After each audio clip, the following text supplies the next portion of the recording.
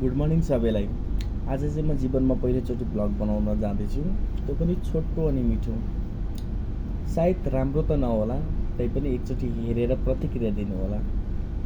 यदि राम्रो लाग्यो भने लाइक, सेयर र सब्सक्राइब अनि फलो गरिदिनु होला। जुन ब्लग चाहिँ आज म मेरो दैनिक जीवनमा उठेदेखि ड्युटी जाउन्जेल ड्युटीमा के हुन्छ सानोतिनो प्रयास गर्दैछु। अब हेर्दै जाऊँ कस्तो हुनेछ। म चाहिँ भर्खर उठेँ आज। मिस्टर के गरौँ भयो, लास अल्छी जस्तो नि लाग्थ्यो। अब उठेपछि त फ्रेस हुन जानु पर्यो। फ्रेस पनि मन नलागी गएँ। अब गएँ, मुख धोएँ, ब्रस गरेँ। अब उठ्ने बित्तिकै गर्ने भनेको त त्यही त हो नि। हामीले मुख धुने, ब्रस गर्ने, अलिकति फ्रेस भएर इनर्जी ल्याउनु पर्यो भनेर। त्यसपछि अब ड्युटी जानलाई नि खानासाना प्रिपेयर गरेर हल्का बडी लोसन लगाएँ। त्यसले चाहिँ मलाई हल्का रिफ्रेसमेन्ट देखाउँछ। त्यही भएर हल्का सेभिङ गरेपछि चाहिँ मैले मुखमा हल्का क्रिम लगाउने गरेको छु। त्यसपछि मैले चाहिँ नर्मली युजुअली दिनमा चाहिँ नरिवलको तेल लगाउने गर्छु, जसले चाहिँ अब हामी यहाँ विदेशमा बस्दाखेरि चाहिँ कपाल झर्ने समस्यालाई चाहिँ अलिक कम गर्दो रहेछ। अब ड्युटी जानुलाई ड्रेस लगाउनु पर्ने हुन्छ। अब सबै कुरो त भिडियोमा हाल्न रहर हुँदा हुँदैन, हाल्न मिल्दैन। अनि अब ड्युटी जानुभन्दा अगाडि बेड त मिलाउनु पर्यो। जस्तो सुकै भए पनि हल्का बेड मिलाएर जस्तो गरेर बेडसेट मिलाएर चाहिँ म चाहिँ अब ड्युटी जाने तयारी चाहिँ गरिरहेको छु। अब आफ्नो बेड आफैले मिलाउँ भन्ने तयारीमा जुटिरहेको छु। खानासाना खाएर बेडसेट मिलाएर टक्कसँग चाहिँ म अब ड्युटीतिर लागेँ है। ल साथीहरू, अब ड्युटी जाँदा नि थोरै सानो क्लिप बनाएर म चाहिँ आजबाट ब्लग सुरु गर्न लागेको छु। त्यही भएर चाहिँ हेर्दैको ऐनामा कस्तो देखिँदो रहेछ भनेर। ल म चाहिँ रातिको ड्युटी हुनाले बाहिरको भ्यूहरू चाहिँ हजुरहरूलाई राम्रोसँग देख्न सकिनँ, किनकि हल्का अँध्यारो हुँदैछ। सक्ने जति त मैले भिडियोमा समावेश गरिदिएको छु। भिडियोमा आफूलाई पनि कस्तो आउँदो रहेछ भनेर बेला बेला आफूतिर पनि क्यामेरा फर्काएर। अनि मलाई यो लाइटिङहरू चाहिँ एकदम मनपर्छ क्या ड्युटी जाँदाखेरि। कस्तो तिहारमा नेपालमा तिहारको झिलिमिली आएको जस्तो फिल हुन्छ।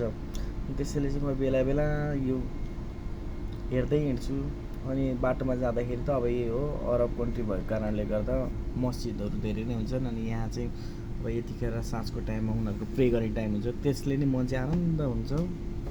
बाटोमा जाँदै यो हस्पिटलहरू अनि हस्पिटलका छेउछाउ गार्डनहरू नै हजुरलाई समावेश गराइदिएको। म चाहिँ हिँड्दै ड्युटी जान्छु, त्यही भएर हिँड्दाखेरि चाहिँ भ्लग बनाउन सजिलो हुन्छ, किनकि छोटा पिक्चरहरू पनि क्याप्चर गर्न सकिन्छ। त्यसैले म चाहिँ यता बलिबाड हुँदै हिँड्दै जाँदै गर्छु। अनि बलिबाड सिटी सेन्टर एक साइड हुँदै, अनि यो चाहिँ म ड्युटी पुग्ने बेलामा ब्रिजको मुनि कस्तो देखिँदो रहेछ भनेर हेरेको। अँध्यारोको कारणले गर्दा त्यस्तो राम्रो त देखिएन। अनि यो फुलहरू हेर्दै हिँड्छु क्या म। आफ्नै बारीमा त्यो उसमा फुलेका फुल जस्तो, तिहारमा फुलेका फुलहरू जस्तो। आजकल त अलिक ओइलाउन थालेछ, मौसम यस्तै भएर होला। तर फुलहरू चाहिँ एकदम राम्रो कलरफुल थिए अस्तिसम्म त। अब अनि म चाहिँ ड्युटी पुग्ने जेलसम्म यो ब्रान्डफोर्ड लेस छ क्या यहाँ चाहिँ सस्तोमा। अनि यो चाहिँ मैले काम गर्ने ठाउँ। फाइनली म काम गर्ने ठाउँमा चाहिँ आइपुगेँ। अब यो चाहिँ अब एकैचोटि खाजा खाने टाइममा किन भन्नु होला, किनकि अब मेरो चाहिँ मोबाइल अलाउड छैन। त्यसैले ड्युटी आएपछि मोबाइल राखिन्छ। त्यही भएर खाजा खाने टाइममा चाहिँ एउटा सानो चिकन बर्गर, मिल्कसेक अनि पानी लिएको छु साथमा। अब मिठै छ। अब हुन त डेली बर्गर खानु त राम्रो होइन, अब भोक लागेको हुन्छ, खानै पर्यो। के कसो साथीहरू, त्यही भएर चाहिँ मैले आफ्नो दिनमा भएका कामहरू चाहिँ भिडियो मार्फत हजुरहरूलाई देखाउन चाहन्छु कि मैले चाहिँ डेली रूपमा यस्तो गर्छु भनेर। अब राम्रो त छैन, हेर्नु ट्राई गर्दैछु। अब हजुरहरूलाई कस्तो लाग्छ प्लिज भनिदिनु होला। नराम्रो कमेन्ट नगरिदिनु होला, किनकि कुनै पनि कुराहरू चाहिँ एकैचोटि थाहा हुँदैन, सिक्दै गर्दा जानिने हो। मैले नि अलिअलि ट्राई गरेको, किनकि पछिलाई मेमोरी होस्, आफूले कुन ठाउँमा काम गरिन्छ, के गरिन्छ भनेर यो भिडियो मार्फत चाहिँ हल्का आफूलाई मेमोरी राखेँ। ल साथीहरू, आजको मेरो ड्युटी चाहिँ सिद्धियो, भ्लग पनि यहीँ सिद्धिन्छ। अब नयाँ नयाँ भ्लग बनाउने प्रयास गर्दैछु, तबसम्मलाई मलाई चाहिँ हेरिरहनु होला।